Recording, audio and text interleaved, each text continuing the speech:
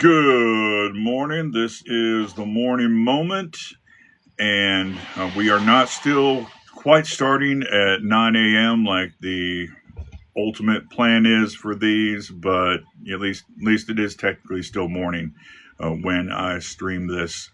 And I do apologize. There will be some noise in the background. They're doing some roofing and stuff at one of my neighbors that's right across the street of the cul-de-sac in which I live, and so you might hear some stuff in the background, and hopefully at least the workers will watch their language so I can repost this video. Something I've run across again on social media, and of course you run across a lot of stuff on social media or anti-social media, and that's this thing about the moon being out during the day. And it seems that many people do have trouble comprehending this. Of course, people have misunderstanding about how the sun and the moon thing works, and they're just absolutely sure that they were taught, that the moon's like always going to be on the other side of the Earth from the sun, and this sort of thing, which is not the case. The moon, because it is inferior in the amount of light that it reflects from the sun, which is another concept a lot of people have trouble wrapping their heads around, even though they don't understand that anytime you see something, it is reflecting light. So yes, a large rocky satellite can reflect light, but we don't think about it as much because it doesn't give off as much light, so it doesn't stand out as much. But you'll have people that are astounded to see the moon out during the daytime, and then they'll make comments like, well, I don't remember this at all from when I was growing up. I used to play outside all the time as a kid, and I never saw the moon out during the day, and all of a sudden we're seeing the moon out during the daytime all the time. Well, this does overlook some things there on the latter part of what I said there, in that now any phenomenon can be amplified over and over again. So you can have a whole bunch of people talking about the moon being out during the day, and so suddenly it's like, yeah, it seems like it's out all the time. Well, you have a lot of people talking about it. But this whole thing of, well, I was outside all the time as a kid, and I don't ever remember the moon being out during the daytime. Well, I actually wasn't outside all the time as a kid. I was kind of a bookish kid. Now I would be outside at times, but sometimes I would prefer just to sit inside and read.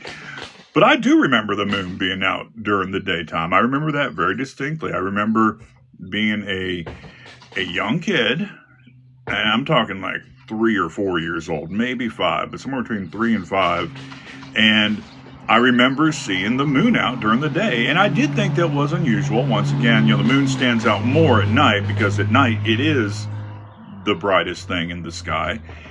And I remember saying something about it, and I'm pretty sure it was my mother that I asked about it, and she explains, like, yeah, sometimes it is out during the daytime. And so I remember this from very early on, and I've been around a few decades now, so no, this is not a new phenomenon.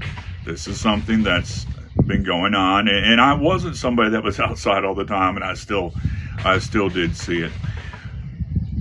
I think a lot of this, and with these sorts of arguments, people say, well, I don't remember. Okay, you don't remember.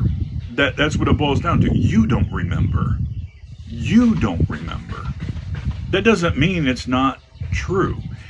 You'll see people that they make arguments. There's something called an argument from incredulity, which is basically an argument based on the fact that you don't get something or you don't understand something, so it must not be real, must not be true, and this sort of thing. You see people that make a lot of these arguments online, and sometimes accompanied with, explain it to me like I'm a 5th grader or a 5-year-old. Well, oftentimes these people, they're not going to be explained to. They don't understand something. If they don't understand it, it must not be so. It must not be the case. A lot of our current, a lot of the current population, and this is something that's, I guess, always been true to a degree, they are caught up in themselves. My generation, I was one of the generations that we had the participation ribbons and things of this nature. I was one of the earliest generations to receive these things, and you know, you're special no matter what you do in this sort of deal. And we do have a lot of people very wrapped up in themselves. With Christianity, with following the Christ, it can't be that. It can't be that sort of mindset. And this is why, once again, the issues of our age are answered with the Christ. He tells us there in Luke 9:23, being his disciple, what's it about? It's about taking up your cross, denying yourself daily, and following him. And that last part about following him, that's talking about abiding in his word. And following him, when you follow a rabbi, you're trying to become like them. Taking up your cross, what's that about? That's about the sacrificial nature. You have to give up yourself, deny yourself. If you're truly denying yourself, this mindset of, well, I don't get it, I don't understand it, it must not be so, you're denying yourself. So, okay, it's like, well, I don't understand it, but it's not about me. So what can I learn? So as usual, these things, that you are the problem. The concept of you, the concept of us is the problem on this stuff. And the answer is the Christ. Ultimate answer is following the Christ.